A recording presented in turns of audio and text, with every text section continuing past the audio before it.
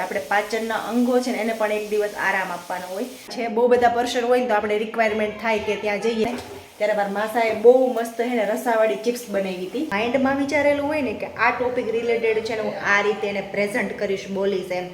સવારના વાગી ગયા છે 9:30 અને હું છે ને બધું જ કામ કરીને ફ્રી થઈ ગઈ છું. ખાલી મારે પોતા જ બાકી છે. તો hello friend, welcome back to our new video. બધાનું સ્વાગત છે મારા સરસ મજાના નવા વ્લોગમાં. આજે તારીખ છે 29 અને વાર છે રવિવાર અને આજે છે 11નો દિવસ. તો 11ના દિવસે બધાને મારા તરફથી હેપી 11 ને બધાને 11ના મારા તરફથી જય શ્રી કૃષ્ણ. તો સરસ મજાની મારી મોર્નિંગ સ્ટાર્ટ થઈ ગઈ છે. ભાઈના ઘરે સામાન ચેન્જ કર્યો, બધું સેટઅપ કરીએ એવા. તો આજે છે ને મોનિકાને 5 ગોળણી જમાડવાની છે કેમ કે ચૈત્ર મહિનો છે અને આમે રૂમ ચેન્જ કરીએ ને તો પછી 5 ગોળણી જમાડી એ સુકનનું કામ કહેવાય. તો થયું કે મારે છે ને આજે ત્યાં નથી જવું કેમ કે હું છે ને 11નો ફાસ્ટ કરું છું. તો અને અમે 5 ગોળણી અને મોનિકા 6 જણા છે. બહુ બધા પર્સન હોય ને તો આપણે રિક્વાયરમેન્ટ થાય કે ત્યાં જઈએ, થોડુંક કામ કરાવીએ અને હેલ્પ કરીએ. પણ બહુ કંઈ જરૂર લાગતી નહોતી અને મારે 11 છે ને 11ના દિવસે છે ને હું કોઈના ઘરનું ખાતી નથી. એટલે મારે અહીંથી બધી વસ્તુ લઈને જ આવી પડે. તો મેં સવારમાં ફોન કર્યો કે જરૂર હોય તો આવો, બાકી રહેવા દો. તો મોનિકા કે કંઈ જરૂર છે નહીં. તો બસ એઝ યુઝ્યુઅલ મારું બધું રૂટીનનું કામ છે હું મેં ચાલુ કરી દીધું છે. થોડુંક જ કામ બાકી છે, બાકી ઓલમોસ્ટ બધું જ કામ ફ્રી થઈ ગયું છે. તો તમને મારા વિડીયો કેવા લાગે છે? આ વીકથી તો હું વિડીયો બનાવું જ છું. તો ડેઈલી વ્લોગ તમને મારા કેવા લાગે છે એ તમારે કમેન્ટ કરવાનું છે. સારા લાગતા હોય તો લાઇક, શેર અને સબસ્ક્રાઈબ કરવાનું ભૂલવાનું નથી. તો આજે 11ના દિવસે તો છે ને મારું કેવું રૂટીન હશે ખબર? મને જ્યારે ભૂખ લાગશે ને ત્યારે જ હું ખાઈશ. કેમ કે હું ભૂખ એવું નહીં કે બપોરે જમી લઉં, સાંજે જમી લઉં, એવું નહીં. જ્યારે ભૂખ લાગશે ત્યારે જ ખાઈશ. તો આજના રૂટીનમાં હું જે બધું કરીશ ને એવું તમને વ્લોગમાં બતાવીશ. તો વ્લોગમાં તમારે એન્ડ સુધી બન્યું રહેવાનું છે. હેર વોશ કરી નાખ્યા છે મારા. 11 રહીએ ને ત્યારે માથાબોર્ડ નાહવાનું હોય એવું કહેતા હોય અને માથાબોર્ડ હું નાવ જ છું.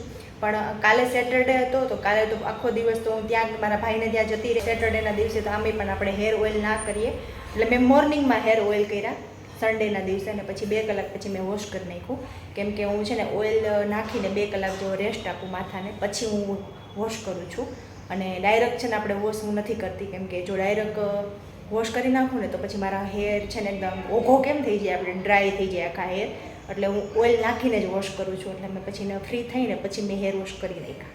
વાગ્યા છે 4:10 વાર છે અને હવે મને છે ને થોડી ભૂખ લાગે છે કેમ કે સવારનું કંઈ ખાધું જ નથી. પછી મેં ખાલી ફ્રી થઈને કે 11 વાગે છે ને ખાલી અડધી ડેટી ખાધી હતી, બાકી કશું ખાધું જ નથી. તો ભૂખ થોડીક લાગી છે તો મેં અત્યારે હું જો ખાઈ લઉં ને તો પછી મેં સાંજે મારે સ્કીપ કરવું હોય તો હું કરી શકું. તો અત્યારે મેં છે ને ઇઝી અને જલ્દીથી બની જાય ને તો ફ્રેન્ચ ફ્રાય તો એ બનાવી નાખી છે. જો અહીંયા 2 બટેકાની બનાવી છે, એક ઘાણું થાય છે.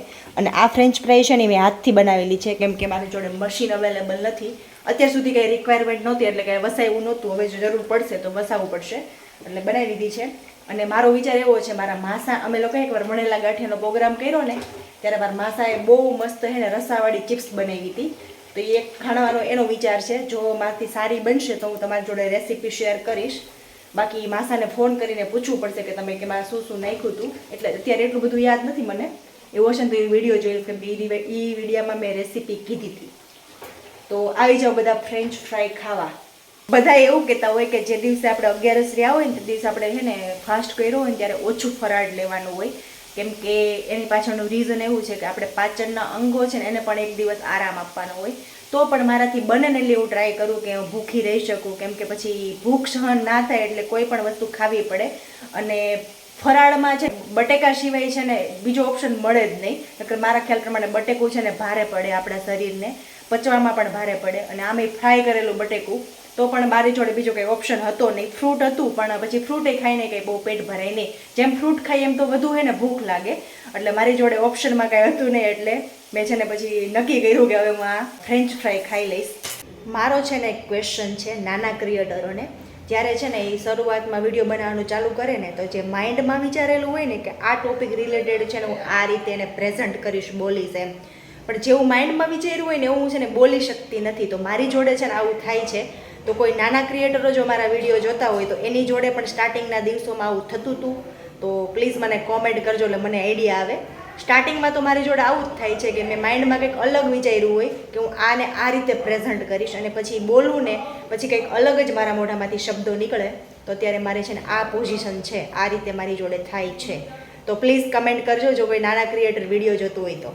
5 વાગી ગયા છે અને ફરીથી મેં કપડાં ચેન્જ કરી નાખ્યા છે કેમ કે મારે છે ને એક રીલ બનાવવા જવું છે, 11 છે તો મંદિરે પણ જવું છે, તો મેં કપડાં ચેન્જ કરી નાખ્યા કેમ કે પેલી કુર્તી છે ને એ તો હું રનિંગ ઘરમાં જ ખાલી પહેરું છું કેમ કે એમાં છે ને નવી કુર્તીમાં ડાયરેક્ટ ડાઘા પડી ગયા હતા એટલે ઘરમાં જ પહેરું છું ને ક્યાંક બહાર જવું એટલે મારે કપડાં ચેન્જ કરવા પડે.